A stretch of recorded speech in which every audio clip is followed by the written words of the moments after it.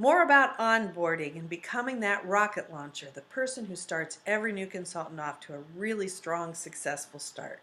We're going to stick with engagement because it seems to be the biggest challenge. I hear often, way too often, the frustration from recruiters that they can't connect to their new recruits. And I began to wonder, as a coach, I kept hearing this and I kept thinking, why is it that someone who would be interested enough to sign up for the business wouldn't want to engage with the person who can help them be successful? And I really discovered three kind of hard truths. The first is that the recruit and the recruiter have no relationship.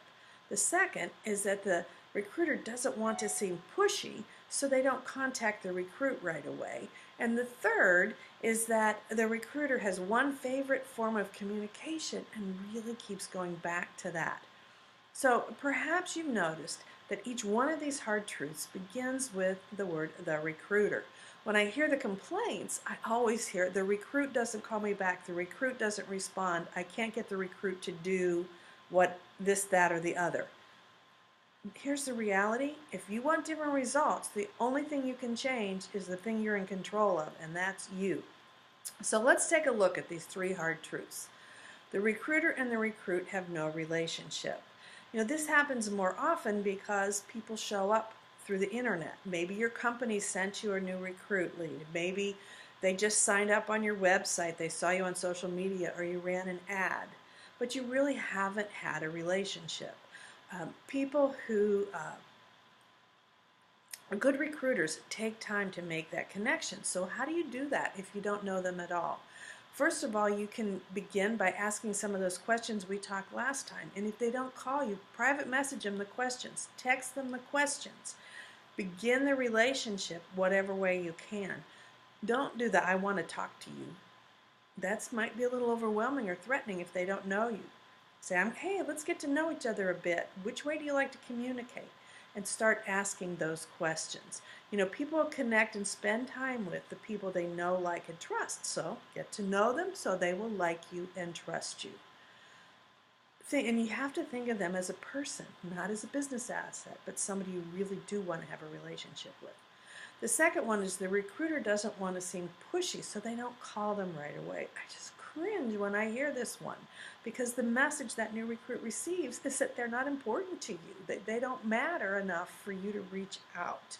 And usually when a leader's doing this, it's all about them. They're uncomfortable. They don't know what to say. But just think about if all you're going to do is build a relationship, it's no different than calling a friend. So reach out and connect with them. If you were in a new traditional business, you would not expect your new employee to know what to do without some training and mentorship. So why would you expect your new recruit to know how to start their business without any support from you?